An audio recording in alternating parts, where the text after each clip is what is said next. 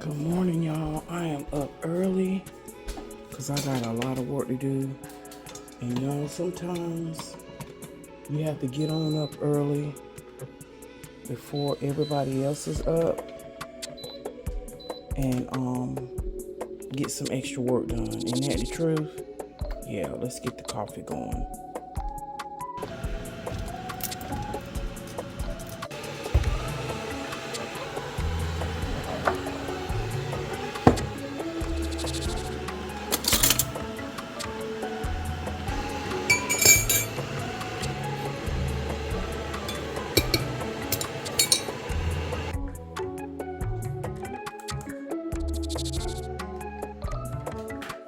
All right, y'all, let's get busy. Let's do what we came to do.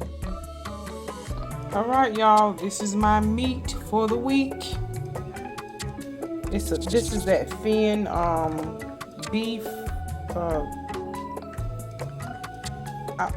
I want to call it asada meat. But anyway, these are my 4 pieces of meat for the week. I'm going to cook this up, and I'm just eating protein and vegetables all this week.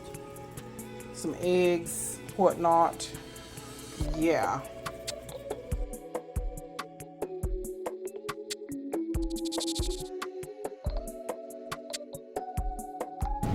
All right, y'all. Lauryn and I are in the grocery store.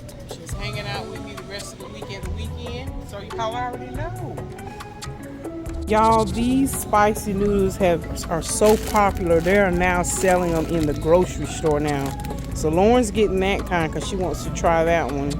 But look at there. Remember, we had to go to the Asian market and get these, y'all. Not no more. You can get them right in the grocery store.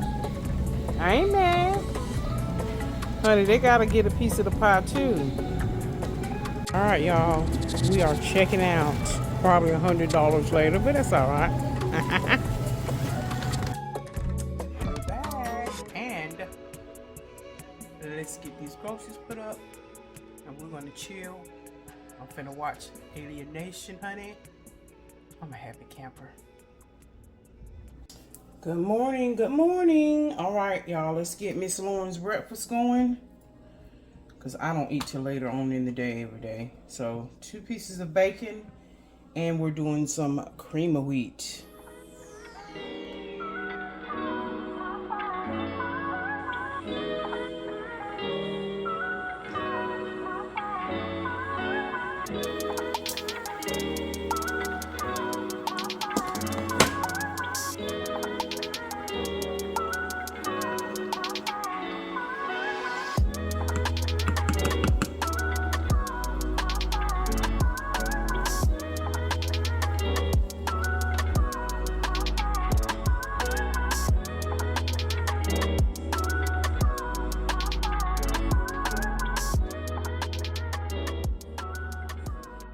All right, y'all, it's eye break time.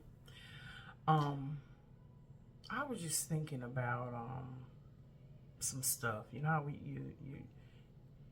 you sit back and you think about things, and you think about, man, when you're living your life and you're doing things, and then you finally sit still for a minute so you can see what else is going on in the world. So I try not to be a consumer of too much news anymore, because it was really affecting my spirit. I mean, it really was. But again, we have to know what's going on. So I was catching up on the politics of the world and things going on, and you realize, even if you're not consuming it every day 24/7, eventually, let me tell you something, laws are being made, things are passing. And I was just talking about the other day about life passing you by, and a lot of times we'll look up and not realize so many things are being put in place that really go against what we as believers should be helping to either fight injustices or not turning a blind eye. And that's what I want to talk to you about real quick. It's about what does God say? how does God, what's his position, what's his thought, what's his purpose for us as believers about turning a blind eye to things? Because we hear this cliche, we hear those things, but what does that really mean for us believers, those of us who are in the household of faith, those of us who are called according to his purpose, those of us who will pray so that God heals the land and then he'll hear from us. What does all of that mean for us as believers? And oh, lo and behold, I'm looking up and I'm reading where the president has called in the National Guard in D.C. to combat or fight homelessness. Now, I had to objectively sit back and say, okay, Tanya, before you jump the gun, what does that mean? Because it's coupled in there. It's coupled in there with cracking down on crime. Now, of course, none of us wants escalation of crime anywhere where any of us reside. So there's always a way to do everything, right? So that part of it, yeah, that's a necessary. Nobody wants crime to be escalated. But then don't hide behind that card to justify doing something unjustifiable. Because we all should agree about crime, theft, of any kind. None of us want that in our communities. None of us want that in our neighborhoods. Absolutely. So that piece, all of us. That's why you have crime watch in your neighborhoods and different things. Neighborhood crime watch, those type of things. All of us have a dog in the fight for that. But then again, to couple that with homelessness and perhaps arresting people if you find them to be homeless. And that doesn't sit well with my spirit because, you know, it talks about that in Proverbs. I think it's 27:28. I'll put it on the screen whenever I find it. And the prophet Isaiah talked about that. When you see and hear about like injustices, because who knows what created the homelessness for that person or persons. But then to use the resources of taxpayers to just carte blanche discard homelessness, and the only way that you deem fit to deal with it is to slap a charge on that. So I'm just going to pray about that. We'll see how that rolls out. But it something about that bothers me about that. Something about, and like I said, you know, I'm going to follow that and see, because we know if it starts one place, it can spread like wildfires in others. And again, for those of us who are just sitting back, living our lives, those of us who are just sitting back and it's not affecting your household or anything like that. But again, if we, and I'm talking about us believers, it's not good that we sit back and do nothing. So, of course, where I reside, I'm going to reach out to my elected officials, and they're going to hear from me on that. And I understand that for environmental health and environmental situations, yeah, there's some things we need to clean up because certain aspects of people's lives can breed and be a petri dish for harm to come upon us in a community. Like if you have a very high percentage of unemployment, well, what's the first law of preservation? Self-preservation. So people are going to do what they need to do to self-preserve. And unfortunately, that means if there's a lot of unemployment in your particular area, then yeah, people are going to resort to stealing. They're going to resort to a whole lot of things. So it does affect us, whether we want to accept that or not. Whether you're in the household of faith, whether you're a believer or not, it's going to affect you in some way. So, I'm going to make it my business to hear, and I understand that this particular situation that the president has put in place was an executive order. So I understand that it wasn't necessarily something that our lawmakers, our representative, our senators did not vote on, but they could be complicit with it, and they just, again, they'll hide behind and be okay with it because it's an executive order. And, the president has that right. But again, I think for us who are in the household of faith, our elected officials need to hear from us about this.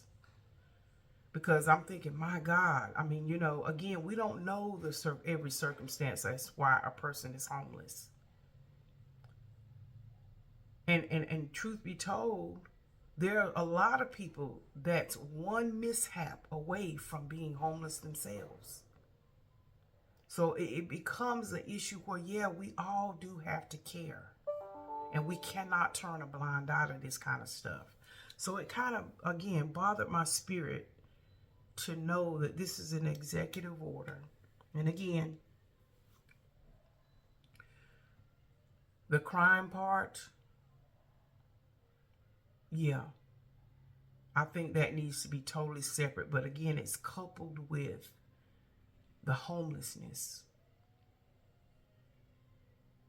Many of our veterans are homeless because of whatever reason the government didn't put certain programs in place, or, a lot of our veterans died off standing in line waiting on the VA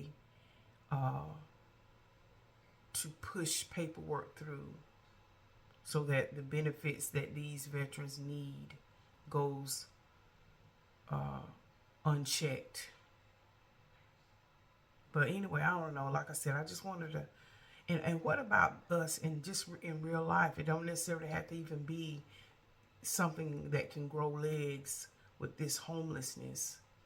Jesus told us, look, the poor, the homeless, they're going to be with us always. And it's important to do and to aid and assist where you can. And if that means being a participant in elections and being heard that way. But I think it's very dangerous if we all idly just sit by and don't participate in some way through our voices, through our votes,